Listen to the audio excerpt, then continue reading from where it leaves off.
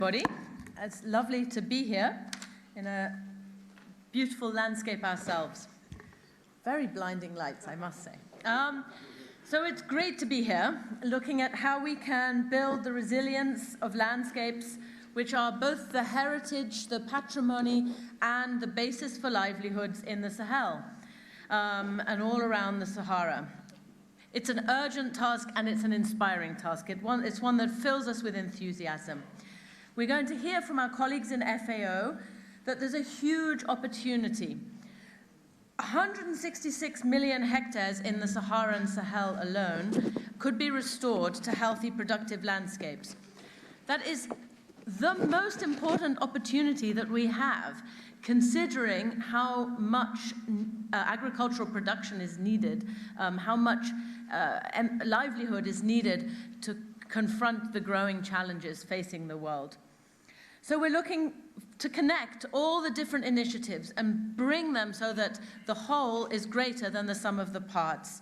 And with you, the countries of the Sahel have been starting to do this through the Great Green Wall Initiative, which is something that we're very proud to be supporting, and we're really very enthusiastic about it. And we think it has the potential to expand beyond the borders of the Sahel, but also go to the north and even possibly to the south later. The idea is to restore the productive potential of drylands using a landscape approach, stop the advance of the desert, increase the productivity, bring security and jobs, and make it so that people are less inclined to migrate and leave, increase the ecosystems, stimulate economy, and mitigate and adapt to climate change. It can be done, but it's a lot of work. And that's what we're here to do, to learn about that work. The common challenges across the Sahel and the ties in the countries go way beyond national borders. These are centuries-old trading routes, centuries-old cultural links that we need to exploit and fortify in this new initiative. Livelihoods and ties that are threatened by climate change, land degradation, security, and other conflicts. And this is our challenge. This is one of the challenges of the world that people in this room are busy trying to address. Last year in Paris, the World Bank launched something called the Africa Climate Business Plan, which was our commitment to making a huge share of our lending climate friendly. In fact, the World Bank has committed to making, I think it's 28% of our lending climate friendly anyway. But just for Africa, they committed 755 million by 2024. This year, we're launching the Middle East North Africa Climate Business Plan, Climate Action Plan, sorry.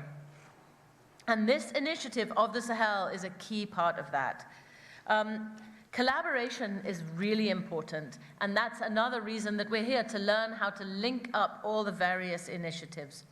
So we're very happy to team up with the African Union, World Resources Institute, German government, and other partners to launch this African Resilient Landscapes Initiative, ARLI. There's an acronym for everything, right? And this is a political umbrella that brings together the restoration initiatives, the Great Green Wall, Africa Forest Landscapes, which is Africa 100, and efforts to restore 100 million hectares by 2030.